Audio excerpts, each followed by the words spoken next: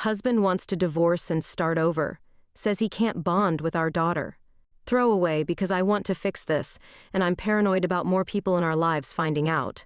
It's all so fucked up already. I don't want more stress. My husband, 29, and I, 30, non-binary, have been married for 5 years. I gave birth to our first child in September, a girl. My husband was present for most of my labor, but things went very pear-shaped, and I had to have an emergency C-section. The doctors told him to leave the room and wait outside. In short, he did not see our daughter be born. A week ago, he informed me that he wants to divorce and start over on his dreams of having a family. He insists that he cannot bond with our daughter and says it's because he didn't see her being born. He said a lot about how it's always been a dream of his to have a small, close-knit family, and now he can't have that with me because of the C-section and his not being in the room. His dad suggested therapy, but husband refused, saying he knew it wouldn't work. I've made sure he knows I'm open to the idea if he changes his mind, but he's been very insistent that he knows this can't be fixed. Part of me knows I'm basically asking for a magic spell here, but does anyone have any ideas how, if this can be fixed? I'll try to answer any questions anyone may have. Update, 15 days later. Several people suggested asking him to come with me to a therapist so I can get help understanding why he's leaving. He agreed, and our appointment was yesterday. It didn't go badly, but it didn't go well either. He was very upfront with the therapist. He didn't try to mince words or refuse to answer questions. He told the man, paraphrasing, "They got to bond the entire pregnancy. That baby is made of their body. I can't compare to that. My work started at birth, and I wasn't there, so I don't feel like I ever got hired," if that makes sense. Yeah, he compared it to not having an employment contract. I get the metaphor, I guess, but I'm not sure how it translates to him not being able to bond. Several people made transphobic comments, and several other people asked if maybe my lack of gender was an issue. I assumed no, because husband had known that I'm non-binary since before we started dating, but I did bring it up while we were with the therapist. Husband insists that no, it has nothing to do with anything. He didn't care about what I am, but how I did. The therapist was very focused on trying to help me understand, and I appreciate that. No complaints with him. I'm still completely in the dark, though, and husband has started talking about choosing a lawyer. He says he wants a clean break before daughter gets too attached. 1 month later. This is probably going to be long, and it isn't a happy update. We have filed. I have taken daughter and moved back in with my parents, who aren't very happy about the divorce, but are thrilled to have the chance to nanny daughter.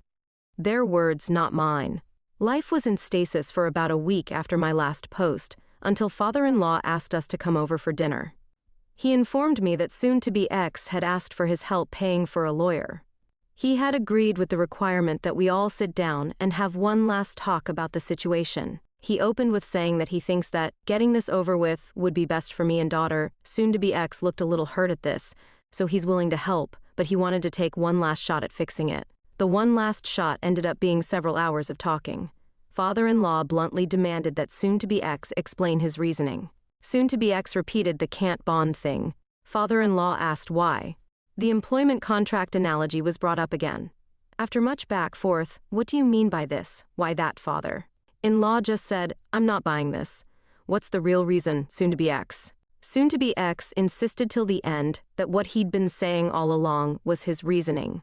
He did not see daughter be born, so he can't bond. He tried, he insisted. The connection isn't there. He was supposed to connect when daughter was born. There was supposed to be a spark of connection between them. But that spark can only happen right at birth, I guess. In his mind, he can't get it now. Father-in-law asked if soon-to-be ex thought daughter wasn't his. Soon-to-be ex insists he has no doubts he is daughter's biological father. Father-in-law asked if soon-to-be ex was seeing someone else. Was there a woman or another pregnancy somewhere?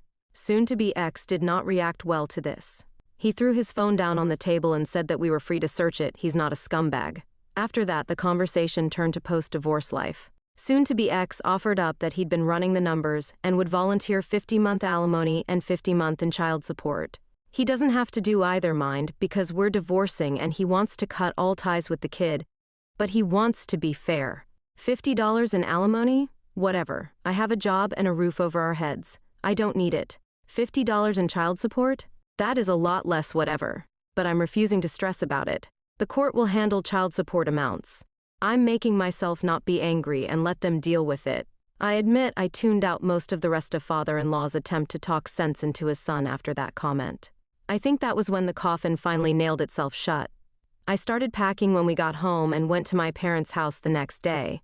I'm no longer talking to soon-to-be ex. His lawyer talks to mine. We haven't spoken in almost 3 weeks.